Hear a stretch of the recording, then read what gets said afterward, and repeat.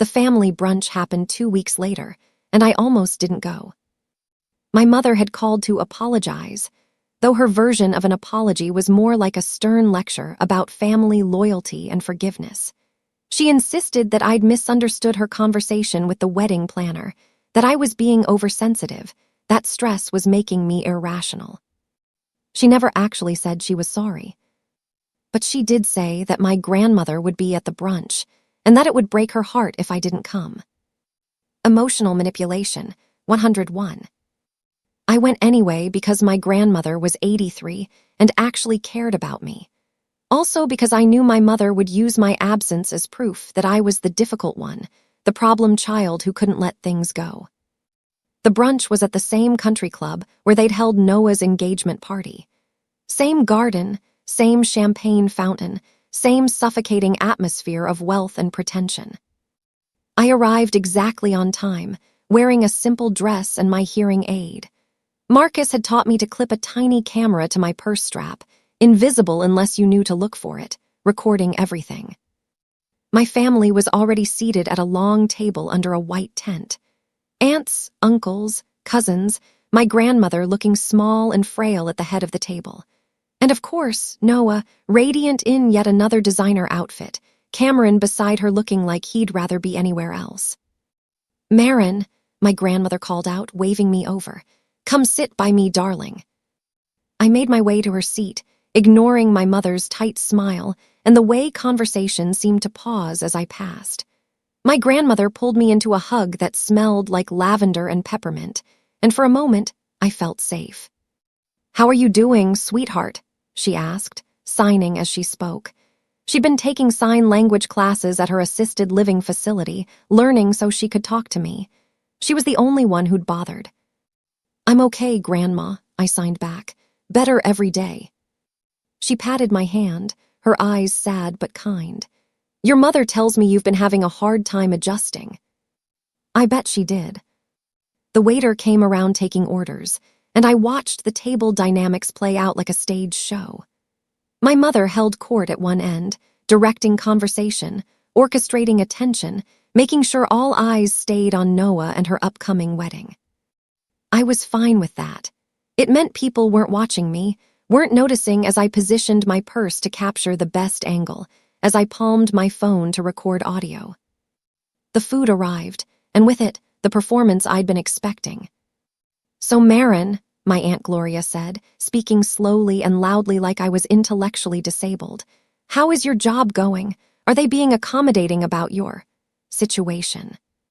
"My hearing loss," I said. "Yes, they've been very supportive. They let me work morning shifts when it's quieter, and they're helping me train on visual order systems." "How wonderful," she said, in that tone that meant she thought it was anything but. "It must be so hard, working at a coffee shop when your sister is marrying into such a successful family." And there it was, the comparison, the reminder that Noah had won and I had lost. "I like my job," I said evenly. "It's honest work." "Oh, of course," my aunt said quickly. "I didn't mean to imply." "It's just that some people are meant for different things," my mother interrupted smoothly. "Noah has always been ambitious, driven. Maren's always been more, content with simple pleasures." The table went quiet. A few people shifted uncomfortably. "Simple pleasures," I repeated. "Is that what we're calling it?" My mother's smile didn't waver. "I just mean that not everyone needs to be in the spotlight, darling. Some people are happier supporting from the sidelines." "Like I'll be doing at the wedding," I said. "From the guest section, since I'm not in the wedding party anymore." More uncomfortable shifting. My grandmother's hand tightened on mine. Noah spoke up for the first time. "Maren, we explained this. It's not personal, it's just logistics." "Right," I said. "Logistics.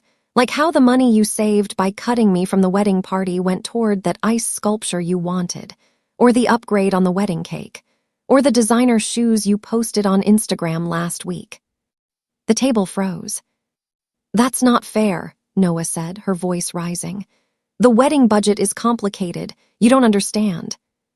"I understand that $15,000 would change my life," I said quietly. It would pay for the hearing aid and therapy I need. It would give me back some of what I lost. But instead, that money is going toward flowers that will die in a week and a dress you'll wear once. My mother stood up, her chair scraping loudly against the stone patio. That is enough, Maren. You're embarrassing yourself. Am I? I stood too, meeting her eyes. Or am I embarrassing you? I turned to the rest of the table, to my aunts and uncles and cousins who were all staring at me like I'd grown a second head. Did you know, I said, that when I lost my hearing, my mother texted her sister that it was actually convenient, that it saved money on the wedding? Did any of you know that she's spent the past 6 months treating my disability like a budget opportunity rather than a tragedy? Silence, complete crushing silence. My mother's face was scarlet. You're twisting things, taking conversations out of context. Am I? I pulled out my phone. Because I have recordings, text messages, emails, hours of documentation showing exactly how this family treats me versus how they treat Noah. Would you like me to play them? Right here, right now, in front of everyone. Maren, my grandmother said softly. Sweetheart, maybe this isn't the place. There is no place, I said, and I felt tears burning in my eyes but refused to let them fall. Every time I try to speak up, I'm told I'm being dramatic, sensitive, difficult, but I'm done being silent. I'm done being the daughter you can ignore. I grabbed my purse, my phone, my dignity. Enjoy your brunch, I said. Enjoy your wedding. Enjoy your perfect family with your perfect daughter.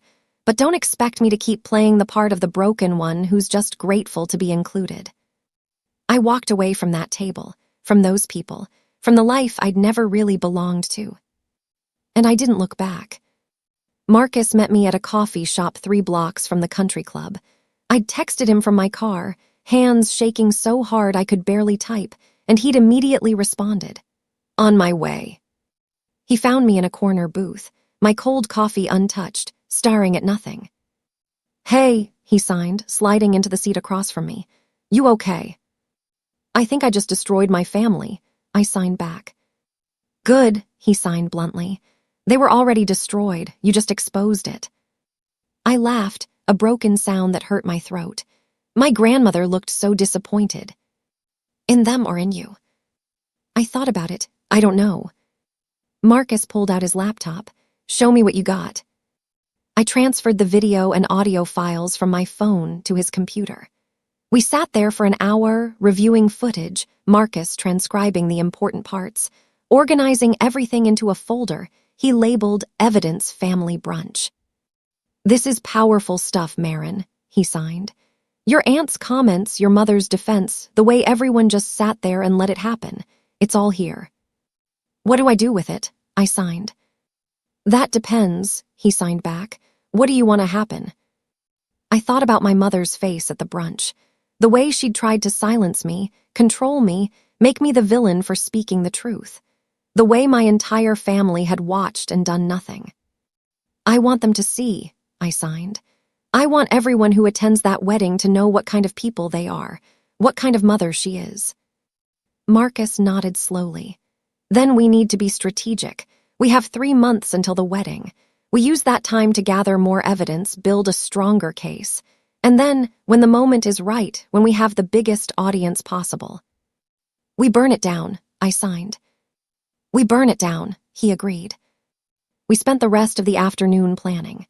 Marcus showed me how to set up email trails, how to preserve text messages that couldn't be deleted, how to create backups of backups so nothing could be destroyed. Your mother is going to try to fix this, he signed.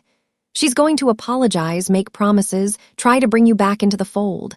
Don't fall for it. I won't, I signed, but even as I said it, I felt doubt creeping in. Because despite everything, despite the cruelty, the neglect, the years of being second best, part of me still wanted my mother to love me, still wanted to believe that she could change. Marcus must have seen it on my face, because he reached across the table and took my hand. Listen to me, he signed with his free hand. People like your mother don't change. They just get better at hiding what they are. Don't let her manipulate you again. I nodded, blinking back tears. I have to tell you something else, Marcus signed. Something I probably should have mentioned earlier. I tensed. What? I'm not just your cousin, he signed. I'm also a paralegal. I work for a law firm that specializes in elder abuse and family law. And Maren, what your mother is doing to you, it's not just morally wrong. Some of it might actually be illegal. I stared at him. What do you mean? Financial exploitation of a disabled family member. Emotional abuse. Depending on how deep this goes, there could be actual legal consequences, not just social ones. My heart started racing. I don't want to sue my family. I just want them to acknowledge what they did. I know, Marcus signed. And you don't have to do anything you're not comfortable with, but I needed you to know that you have options, legal options, if you decide you want to pursue them. I sat back, my mind spinning. I'd thought this was about exposure, about truth, about making my mother face what she'd done. But Marcus was suggesting something bigger, more permanent. Let me think about it, I signed. Take all the time you need, he signed back. But Maren, whatever you decide, I'm with you, all the way to the end. I looked at this cousin I'd barely known 6 months ago, this ally who'd appeared exactly when I needed him most, and felt overwhelming gratitude. Thank you, I signed, for everything. He smiled. That's what family is supposed to do, real family anyway. We packed up his laptop and left the coffee shop. Outside, the sun was setting, painting the sky in shades of orange and pink. I couldn't hear the traffic or the birds or the distant sirens, but I could see the beauty of the world around me. And for the first time since losing my hearing, I felt like maybe, just maybe, I was going to be okay.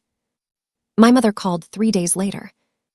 I was at work, steaming milk for a latte, when my phone vibrated in my pocket. I ignored it, finished the drink, handed it to the customer with a smile.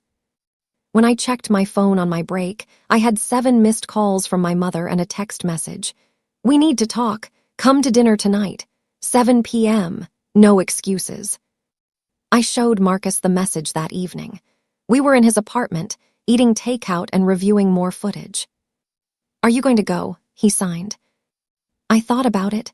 Part of me wanted to ignore her, to let her stew in whatever panic she was feeling. But another part of me was curious to see how she'd try to fix this, what lies she'd tell, what promises she'd make. Yes, I signed, but I'm recording everything. Marcus nodded. I'll be on standby. If you need an exit strategy, text me and I'll call with a fake emergency. At 6:55 p.m., I pulled up to my childhood home. The house looked the same as always, perfectly landscaped, expensive cars in the driveway, curtains drawn against the outside world. I sat in my car for a moment, gathering my courage. Then I checked that my phone was recording and went inside. My mother was waiting in the dining room, dressed like she was about to attend a business meeting.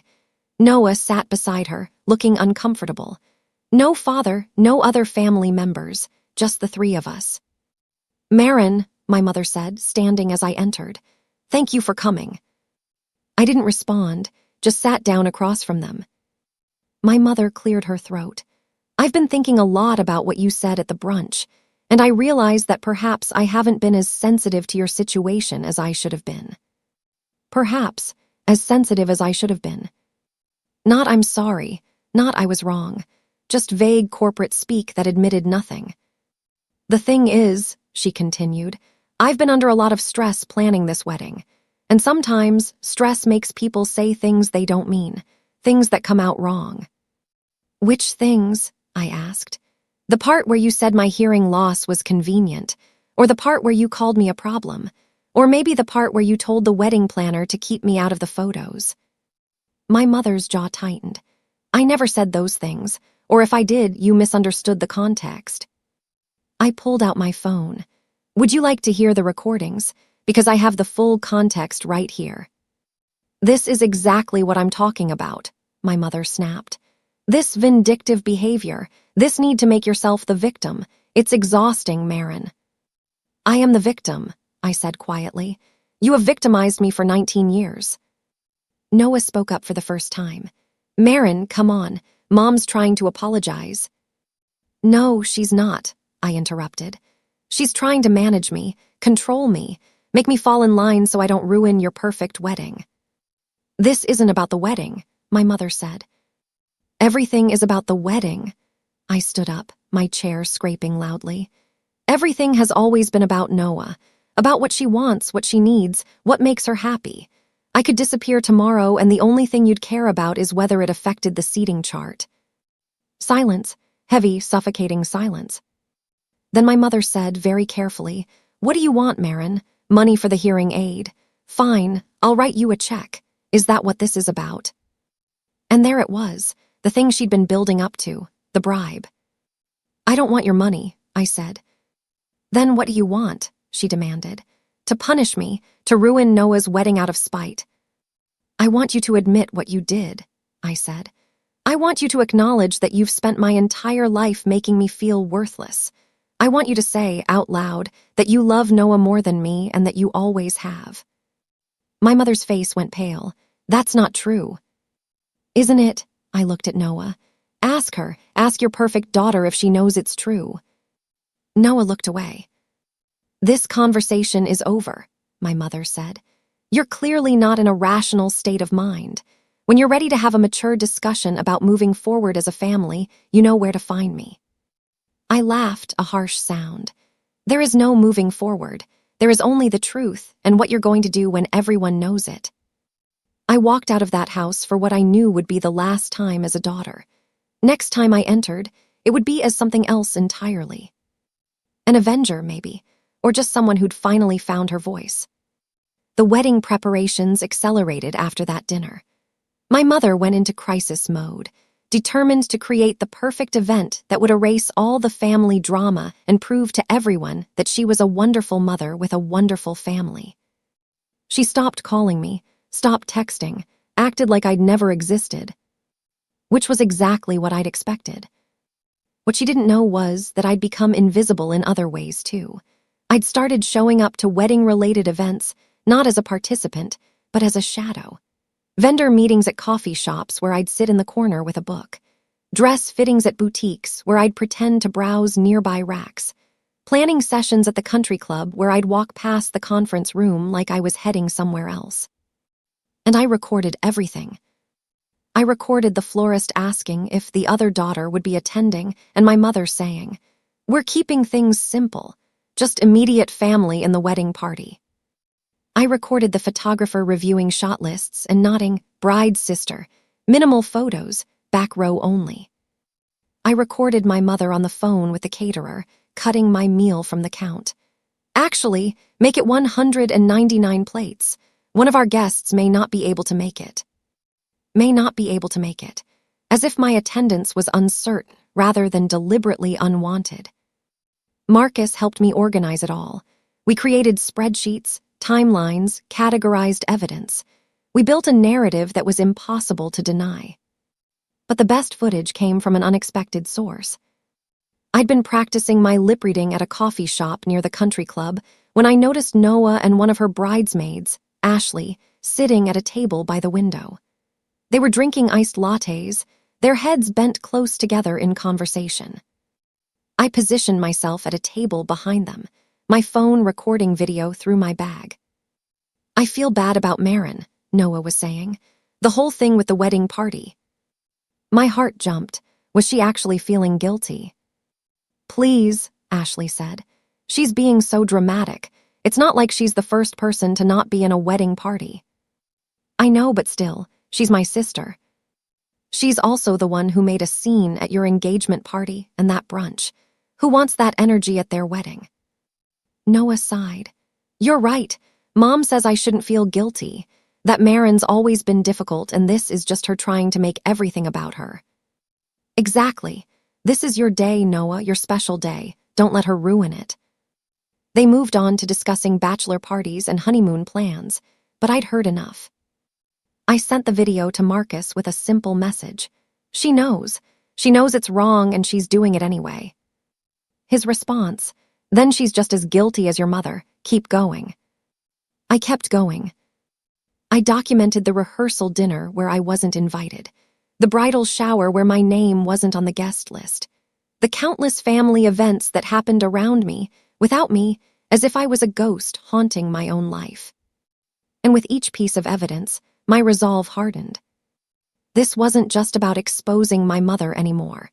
It was about showing everyone, every family member who'd watched and said nothing, every friend who'd enabled the favoritism, every person who'd ever made me feel less than what they'd participated in. 2 months before the wedding, I got a job offer. A real job, not just coffee shop work. An administrative position at a nonprofit that worked with deaf and hard-of-hearing youth.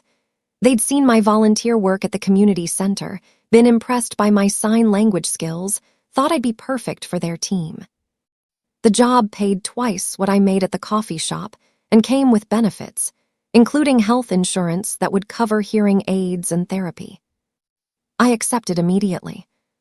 When my mother found out, through my grandmother, who'd heard from my aunt, she called for the first time in weeks.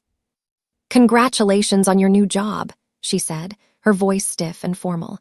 "I hope this means you'll be moving out soon." "As soon as I save enough for first and last month's rent," I said. "Good. I think some distance will be healthy for all of us." Translation: I don't want you here reminding everyone of your accusations.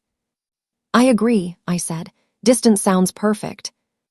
I hung up and immediately called Marcus. "I got the job," I signed on video call. "I'm getting out." "That's amazing," he signed back. "When do you start?" 2 weeks. That's cutting it close to the wedding. I know, that's the point. I'd been planning something big, something irreversible, and I needed Marcus's help to pull it off. "I want to compile everything we have into a presentation," I signed. "A video, maybe. Something I can show at the wedding that lays out the whole story. Every text, every recording, every moment of cruelty. I want everyone to see exactly who my mother is." Marcus was quiet for a long moment. "You're sure about this?" he signed. "Once you do this, there's no taking it back. Your family will never forgive you." "They've never forgiven me for existing," I signed. "What's the difference?" He nodded slowly. "Okay, let's do it. But we need to be smart about it. We need to time it perfectly, present it in a way that's undeniable, and make sure you have an exit strategy for after." "I know. And Maren, you need to be prepared for fallout. Your mother might try to turn people against you. The family might take sides. Are you ready for that?" I thought about every birthday she'd forgotten, every accomplishment she'd dismissed, every moment she'd chosen Noah over me. "Yes," I signed. "I'm ready." We spent the next 6 weeks creating the presentation. A 40-minute video that told my story from childhood to present, backed by evidence, narrated in my own voice, impossible to deny or dismiss. It was brutal, honest, true. And it was going to destroy my mother's perfect wedding. I couldn't wait. My mother tried one more time to control me, about 3 weeks before the wedding. She showed up at my work, the coffee shop, not my new job, because she didn't know about that yet, in the middle of my shift. She was dressed in designer clothes and carrying shopping bags from expensive stores, a vision of wealthy motherhood. My manager, Sarah, a kind woman in her 50s who knew my situation, raised an eyebrow when she saw her. "That your mom?" she signed. I nodded. "Want me to run interference?" I shook my head. "It's okay, I can handle her." My mother ordered a latte, full price, didn't tip, and sat down at a table by the window, waiting. When my break came, I had no choice but to talk to her. Sarah gave me an encouraging nod as I walked over. "Maren," my mother said, smiling that false smile I knew so well. "You look well." "What do you want?" I asked, sitting down. Can a mother visit her daughter at work? "Not this mother, not this daughter. What do you want?" Her smile faded. "I want to make a deal with you." Of course she did. "I'll pay for your hearing aid," she said, pulling out her checkbook like she was doing me some grand favor. "All of it. Plus, I'll cover the first year of therapy. All I ask in return is that you attend the wedding, behave appropriately, and let Noah have her day without drama." I stared at the check she was writing. $15,000, exactly what I needed. You think you can buy me, I said quietly. I think I can help you, she corrected. And in return, you can help this family move past all this unpleasantness. Unpleasantness? Is that what we're calling 19 years of emotional abuse now? Her jaw tightened. You're not abused, Maren, you're dramatic. There's a difference. Is there? I leaned back in my chair. Tell me, Mom, what would you call a mother who treats one daughter like a princess and the other like a servant? Who cuts costs for a wedding by excluding her deaf daughter? Who tells people her child's disability is convenient? I never said that. You did. I have the recording. You need to let this go, she said, her voice sharp now. For your own good. Holding on to this anger, this resentment, it's only hurting you. It's hurting you too, I said. That's why you're really here. You're worried about what I might do at the wedding, what I might say. She didn't deny it. Take the money, she said, pushing the check across the table. Get your hearing fixed. Move on with your life. Let Noah have her happiness. I looked at that check, at the dollar amount that could change everything for me, at the easy way out my mother was offering. And then I tore it in half. My mother's face went white. What are you doing? I don't want your guilt money, I said. I don't want anything from you except the truth, and if you won't give me that voluntarily, I'll take it at the wedding. You wouldn't dare. Try me. I stood up, my break over, my point made. See you at the wedding, Mom. I promise it'll be unforgettable. I walked away, leaving her sitting there with her torn check and her growing panic. Sarah was waiting at the counter. You okay? She signed. Better than okay, I signed back. I'm free. That night, Marcus and I put the finishing touches on the presentation. We'd decided on the perfect moment, right after the toasts, when everyone was emotional and receptive, when my mother would be glowing with pride over her perfect daughter's perfect wedding. That's when I would show them who she really was. You're really doing this, Marcus signed, watching me make the final edits. I'm really doing this, I signed back. Any regrets? I thought about it. Thought about my grandmother's disappointment, about the family connections I'd lose, about the cost of telling the truth. No, I signed, no regrets. Because the cost of staying silent was higher.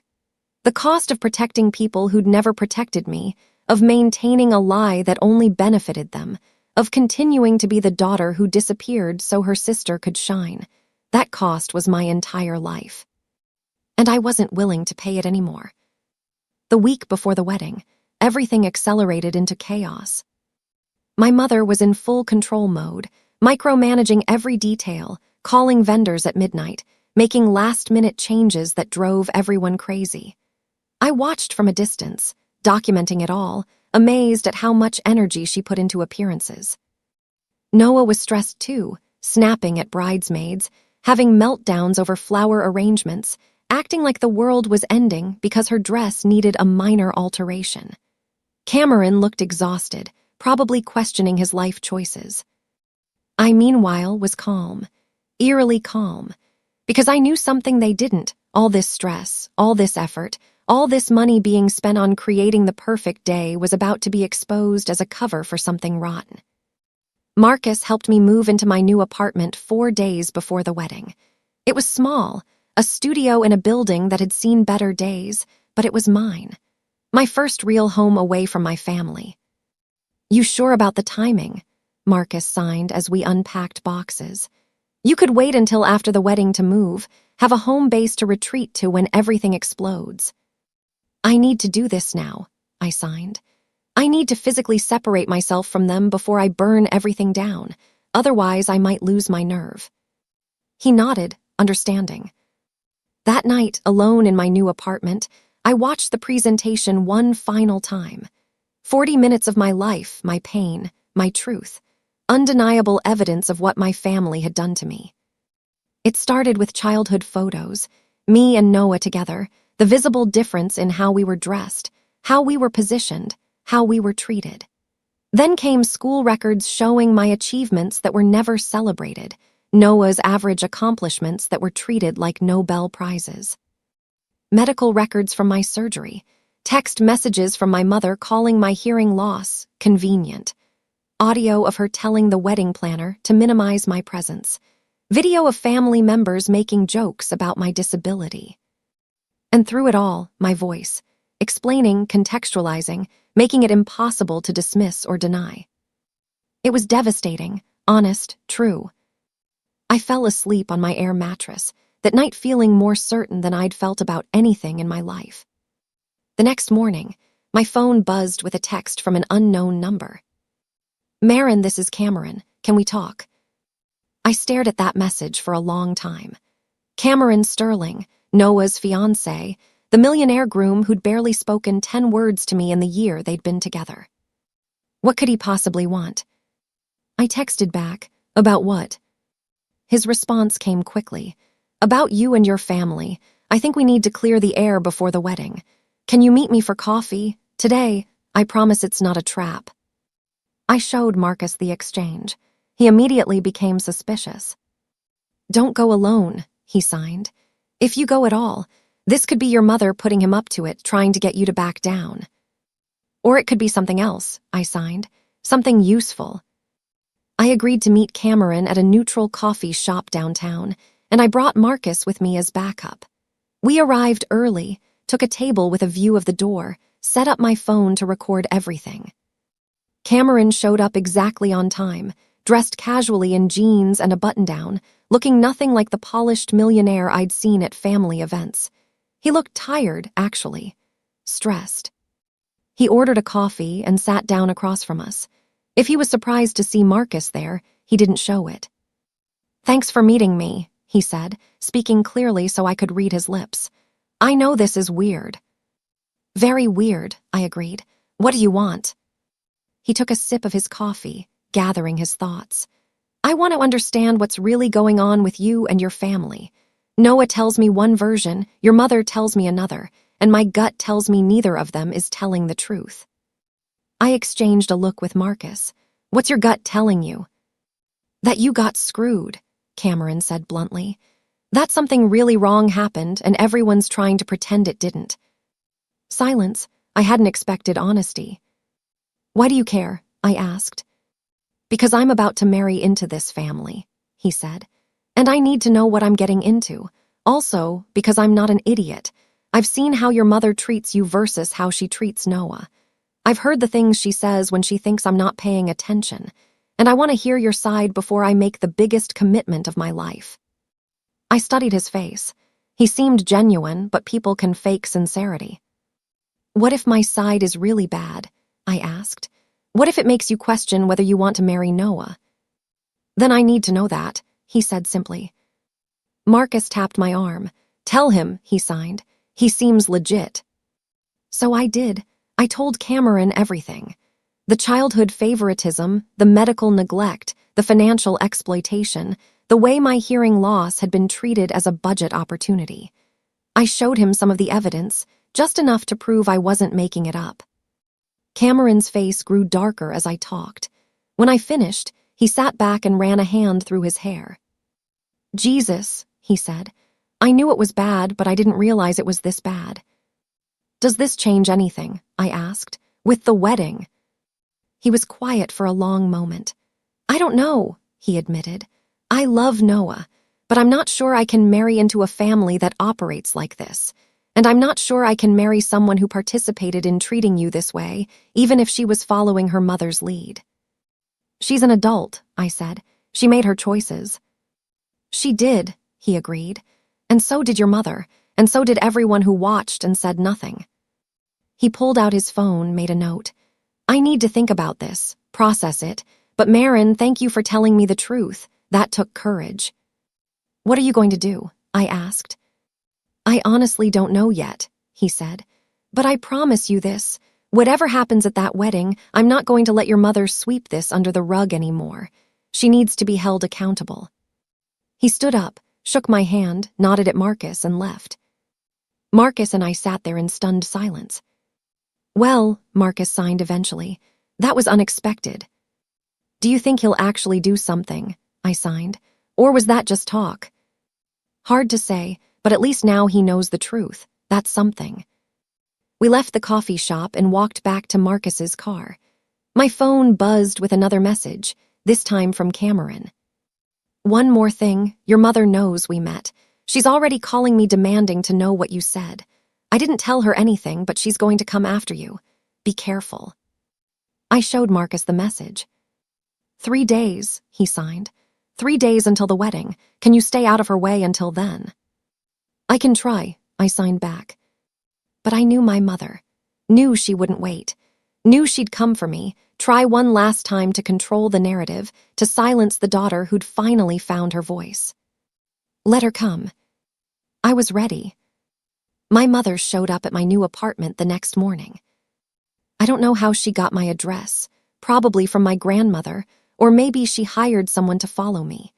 Either way, there she was at 8 a.m. on a Saturday, pounding on my door like the building was on fire. I opened it to find her standing there in yoga clothes and oversized sunglasses, looking like she'd come straight from the gym. Or from a sleepless night of panic. Probably both. "We need to talk," she said, pushing past me into my apartment without being invited. I let her. My phone was already recording in my pocket. She looked around my studio with barely concealed disgust. The air mattress on the floor, the boxes I hadn't unpacked, the complete absence of furniture. "This is where you're living?" she asked. "This is where I'm living," I confirmed. "What do you want, Mom?" She turned to face me, and I saw something in her expression I'd never seen before, fear. "What did you tell Cameron?" she demanded. "The truth." "What truth? What lies did you fill his head with?" "They're not lies if I can prove them," I said calmly, "and I can prove everything." My mother's face flushed. "You had no right to interfere with Noah's relationship. This is her wedding, her happiness." "And my life," I interrupted. "My hearing, my health, my future that you sacrificed for flower arrangements and ice sculptures." "I never." "You did, and you know you did. That's why you're here, panicking, trying to do damage control before everything falls apart." She took a breath, visibly trying to control herself. "Maren, please, I'm asking you as your mother to let this go. Come to the wedding, be civil, and after everything is over, you never have to speak to us again if you don't want to. But please don't ruin this for Noah." "You ruined it," I said. "Not me. You're the one who made this family toxic. You're the one who treated me like I was worthless. All I'm doing is telling people about it." "No one will believe you," she said, but her voice shook. "They will when they see the evidence." "What evidence?" I smiled. "Come to the wedding and find out." My mother stared at me, and I watched the calculation happening behind her eyes. She was trying to figure out how serious I was, how much I actually had, whether I was bluffing. "If you do this," she said quietly, "you're not just hurting me. You're hurting Noah, your grandmother, the entire family. People will take sides. Relationships will be destroyed. Is that really what you want?" "What I want," I said, "is for one time in my life to matter as much as Noah. To be seen, heard, acknowledged. If that destroys some relationships, then those relationships weren't real to begin with." "You're being selfish." "I'm being honest." "Honest," she repeated bitterly. "You think you're some kind of hero, exposing the truth, but all you're doing is airing family drama for attention. It's pathetic." And there it was, the real Leona Hartley, stripped of pretense and false concern. The woman who'd always thought I was pathetic, worthless, a burden. "Get out of my apartment," I said quietly. "Maren." "Get out." She left, slamming the door behind her. I stood there in the silence of my empty apartment, my heart pounding, my hands shaking. And then I called Marcus. "She came," I signed when he answered. "She tried to threaten me, guilt me, make me back down." "Did it work?" he signed. "No," I signed back. "It made me more certain." "Good. Because I just finished the final edit of your presentation. It's ready whenever you are." "I'm ready," I signed. We spent that afternoon running through the plan one more time. Marcus had created a digital file that could be displayed on any screen, sent to any phone, uploaded to any platform. Impossible to stop once it started. The presentation would begin automatically at 8 p.m. on the wedding day, right after the toasts. It would play on the venue's main screen that was set up for the couple's photo slideshow. By the time anyone realized what was happening, it would be too late to stop it. And just in case someone tried to cut the power or interfere, Marcus had set up a backup system that would send the file to every email address on the wedding guest list. 200 people would receive my truth simultaneously. It was foolproof, comprehensive, and absolutely going to destroy my mother's perfect day. Last chance to back out, Marcus signed. Are you absolutely sure about this? I thought about my mother's visit, about the contempt in her voice when she called me pathetic, about 19 years of being invisible, unwanted, less than. I'm sure, I signed. The day before the wedding, I got a call from my grandmother. I almost didn't answer. I knew she'd be calling to try to mediate, to smooth things over, to convince me to be the bigger person. And I loved my grandmother, but I wasn't going to let her guilt me into silence. But I answered anyway, because she was 83 and the only person in my family who'd ever actually tried to understand me. Maren, sweetheart, she said when I answered. How are you holding up? I'm okay, Grandma, I said. How are you? Worried, she admitted. Your mother called me this morning. She's very concerned about tomorrow. I bet she is. My grandmother sighed. Sweetheart, I know you're hurt. I know your mother hasn't always treated you the way she should. But is revenge really the answer? It's not revenge, I said. It's truth. Truth can be a form of revenge, she said gently, especially when it's deployed to cause maximum damage. I was quiet, considering her words. I'm not going to tell you what to do, my grandmother continued. You're an adult and you have to make your own choices, but I want you to think carefully about what happens after tomorrow, after the truth is told and the dust settles. Will you feel better, or will you just feel alone? I already feel alone, Grandma, I said quietly. I've felt alone my entire life. Oh, sweetheart, her voice broke a little. I wish I'd realized sooner. I wish I'd done more to protect you from her. It's not your fault. Isn't it? I raised her. I watched her treat you differently and I didn't stop it. I'm just as guilty as everyone else. I felt tears burning in my eyes. You're the only one who learned sign language for me, the only one who actually tried. It wasn't enough, she said, and I'm sorry, I'm so sorry. We sat in silence for a moment, both of us crying quietly on opposite ends of the phone. Will you still love me? I asked finally. After tomorrow, when everything comes out, will you still love me? Maren Fox, my grandmother said firmly, I will love you no matter what. Even if I don't agree with your choices, even if I wish you'd chosen differently, I will always love you. You're my granddaughter and nothing changes that. Thank you, I whispered. But promise me one thing, she said. Promise me that whatever you do tomorrow, you do it for the right reasons, not to hurt them, but to heal yourself. I promise, I said, and I meant it. After I hung up, I sat on my air mattress for a long time, thinking about her words. Was I doing this to heal or to hurt? Was there even a difference? I pulled out my laptop and watched the presentation one more time. 40 minutes of evidence, of pain, of truth. And at the end, a final message I'd recorded just for this moment. My own face filled the screen and I listened to my own voice say, I'm not showing you this to destroy my family. I'm showing you this because I deserve to be seen. For 19 years, I've been invisible.